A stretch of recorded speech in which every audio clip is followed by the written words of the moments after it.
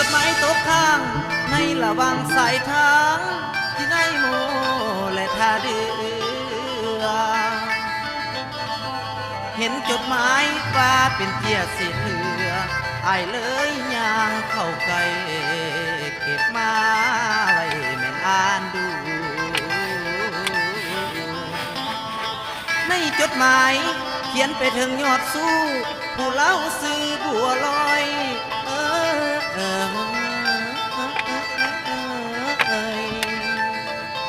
หัวใจวอยลงดินจนว่าวินนอทางอาย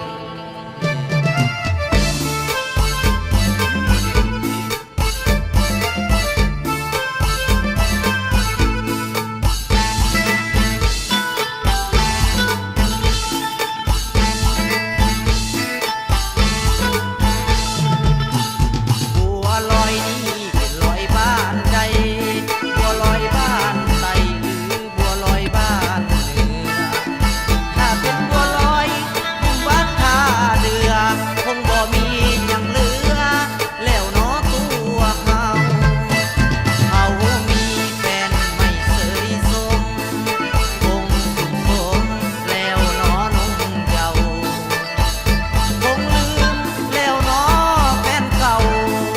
ลืมความเบาแล้วเนาะตัวเขา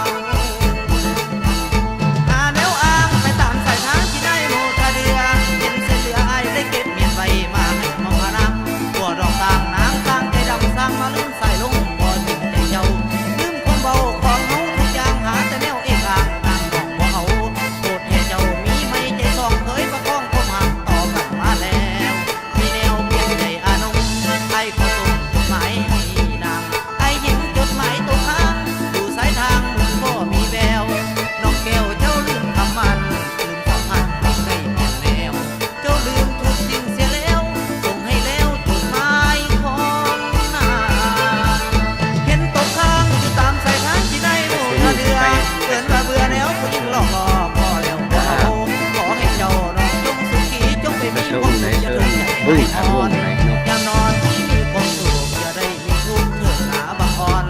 คนจนต้องทนกอดหมอนคนยามนอนต้องกินน้ำตาตื่นมาหากินแต่เหล้าไผสิเมาบ่ได้หัวสาคนจนไผสิปรารถนาขอเชิญแก้วตาไปหาคนมีเงิน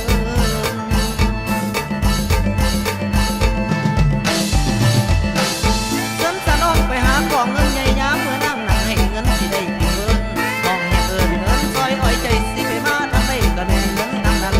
มันสะน้องไปหาของเงินใหญ่คนผู้จนจังไอบ่มีได้เกี่ยวปัน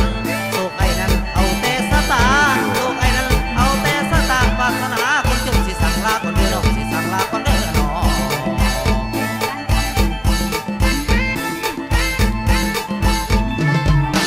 และนั่งนี้เนาะ